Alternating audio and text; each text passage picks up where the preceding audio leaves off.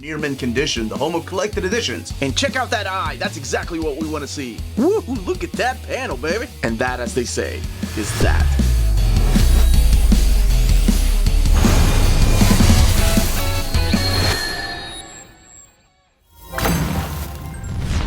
How's it going, everybody? This is the Uncanny Omar from Near Mint Condition, the home of collected editions. And today, I'm going to be giving you an overview of the Old Guard, the Immortal Edition Volume 1 from Image Comics.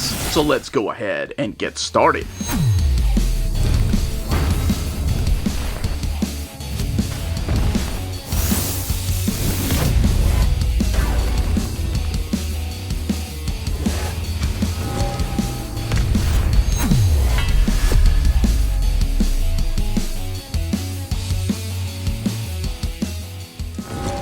And welcome back, everybody. So what we're looking at here is the latest Deluxe Edition, although they are calling it the Immortal Edition from Image Comics. This is the Old Guard.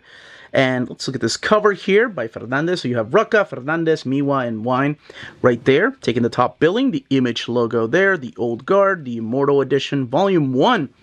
Oh my gosh, I can't wait for the third trade paperback. This is a fairy tale of blood and bullets, and that's all you get. I love that. They don't even tell you what it's about. The Image logo, $39.99 is the retail price, and the ISBN right there. And it is art on board. If you're not familiar with the size of deluxe editions from Image Comics, here it is compared to the size of the first volume trade paperback. You can just see how much taller it is. So it is a deluxe edition. There you go. And longer it is. All right. We are going to crack this book up. All right. We are going to open this book up and look at the artwork. I'll give you the pitch of the two type of stories collected in here, and we'll look at the extras, all that back matter, and of course the build of the book. And hopefully we'll get a volume 2 of this sometime, because we still have the tales from the Old Guard to be collected in a deluxe edition.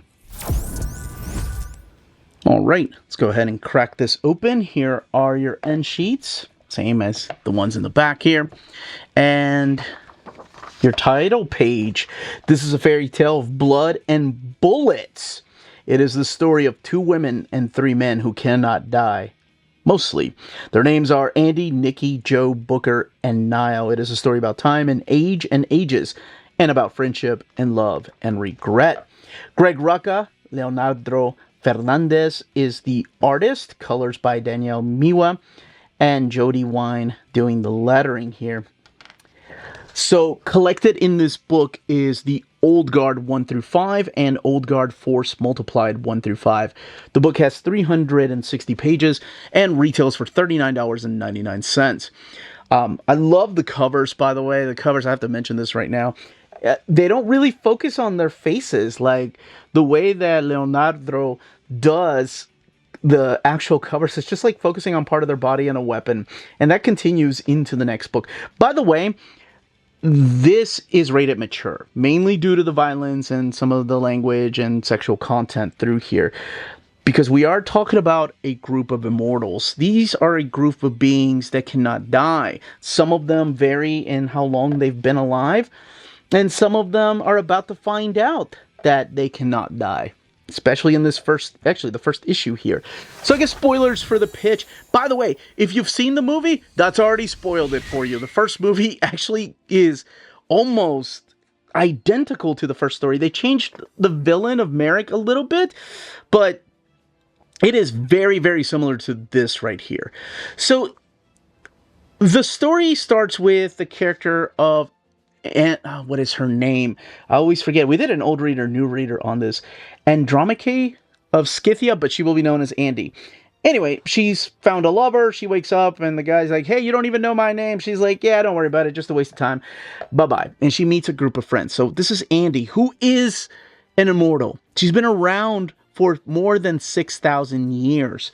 So she's meeting a group of friends, and you find out that all 4 of them are immortal. Some of them a little older than the others. So you have Booker, who is this thief from the 1800s, who served under Napoleon Bonaparte. And you've got Joe. And actually, it's interesting that Joe and Nikki, his name is Nicola and what was Joe's name? Joe's name is Yusuf, I think, but now he goes by Joe. Booker also went by Sebastian. So they all, of course, changed their names. But Joe and Nikki fought during the Crusades against each other, and that's how they found out they were immortal. And you'll find this out with some flashbacks within the first book, and then a little bit of the second, actually more in the second book, featuring the character of Andy. And I thought that was a cool way of finding out that they were both immortal. They were trying to kill each other, and they both kept getting up. Now, how they found each other is through a series of, like, dreams is what they were having. So they know about each other, just like they know about this young girl named Nile Freeman, who is in the Marine Corps right here, and she's in Afghanistan. So they are trying to go and find her. She's about to find out that she is also an immortal. So they get sent on this mission, all four of them, to try to recover her. She gets her throat slashed, and this is how they, I mean, this has so much blood and violence. I love it. But she ends up waking up, and they tell her everything. So the pitch of the first story arc is how people are going to find out that they are immortal. It was easier to fake it when they were in the 1800s, when, you know, there was no social media, nobody just sharing every video they saw. There weren't cameras on phones. But now we have social media. So someone is letting everyone know all over the world that there are immortals walking around us. So the first chapter ends, or the first issue ends, with this character of Nile. And of course, Andy and the rest of them, the old guard, if you will, approaching her and seeing how she's doing. We get to find out a little bit about Andy and her life, about falling in love and how she's fallen in love before. We get small little snippets of her past before she wakes up. Now, the interesting and most unique thing about them, about these warriors here, is that they are all, they all know they can die one day. It's not a sure thing when they die, and every time they die, it hurts, right? And they come back, but they can still feel that pain. But they know that one day they will die, because apparently it's happened before in the past. They've lost people in the past that were immortal, but knew one day they could die. Now, what they have spent their time doing is, because they all come from some kind of war background, is that they've become mercenaries for hire, or this old guard that is just trying to do the right thing. Like, for example, the first story arc is about, well, I mentioned a little bit that they get found out because somebody wants that, right? Like, somebody wants the ability to recreate immortality, and this is character of Merrick. Now, Copley is the former CIA operative who now is telling Old Guard, like, sending them on missions, getting missions for the Old Guard. So that's what they do. They go around, like in the first story arc. Sorry, I got interrupted by talking about these other characters, but they're there to help out these young girls who are being kidnapped and sold. Now, the second story arc through here, we find out that there is another character. There was another immortal, and her name is Noriko. Now, if you've seen the movie, I haven't seen the second movie, by the way, so I don't know if it's going to spoil anything for the second movie. Noriko was introduced in the first movie. Like, you get a cameo by, I cannot remember who the actress was that played her. But anyway, she's also a love interest to Andy. Apparently, they've been together for thousands of years, and something happens where she is left to die. And it is horrific how she died, because Noriko drowned. So she was in the ocean, and she's drowning, and she keeps getting up. She keeps coming back to life and drowning again. And who knows? She doesn't know how long she was down there drowning.